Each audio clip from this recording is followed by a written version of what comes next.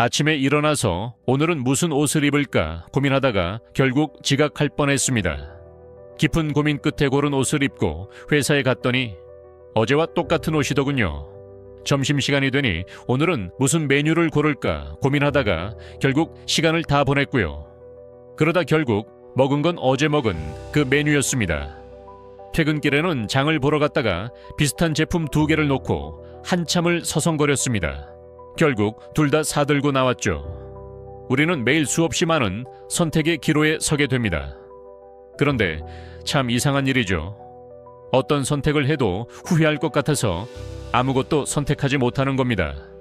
마치 산 정상에서 내려올 길을 고르지 못해 그대로 얼어붙은 등산객처럼요. 결국 헬기로 구조되었다는 뉴스를 본 적이 있습니다. 하지만 알고 계신가요? 결정을 못 내리는 것도 이미 하나의 선택이라는 사실을, 그것도 아주 나쁜 선택이라는 것을요. 왜 우리는 이토록 결정을 두려워하는 걸까요? 마치 양자역학의 슈레딩거의 고양이처럼 결정이라는 상자를 열기 전까지는 모든 가능성이 공존하는 것 같아서일까요? 하지만 결정을 미루는 순간 우리는 이미 살아있지도 죽지도 않은 고양이가 되어버립니다.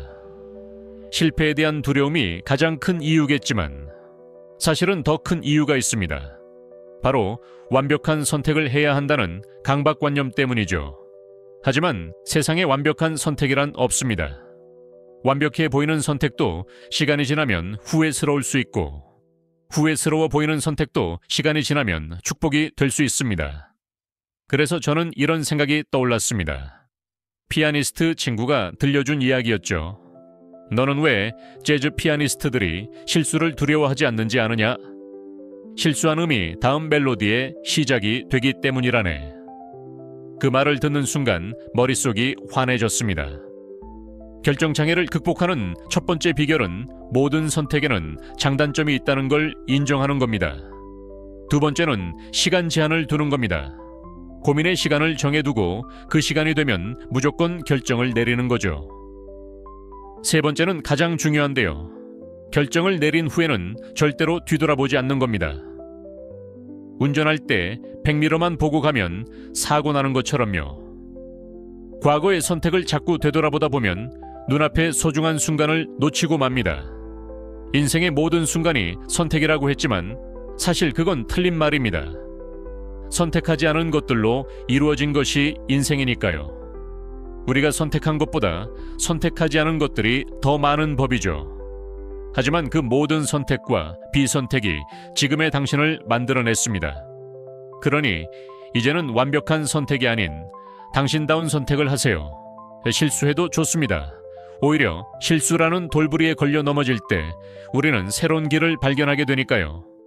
지금 이 순간에도 어떤 선택 앞에서 망설이고 계신가요? 마음 한켠에 자리 잡은 작은 용기를 꺼내보세요. 그리고 그 용기로 한 걸음 내디드세요. 그 한 걸음이 어떤 결과를 가져올지는 아무도 모릅니다.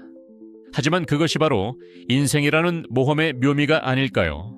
선택이라는 이름의 모험, 그 모험을 즐기는 것, 그것이 바로 우리를 더욱 풍요롭게 만드는 비결입니다.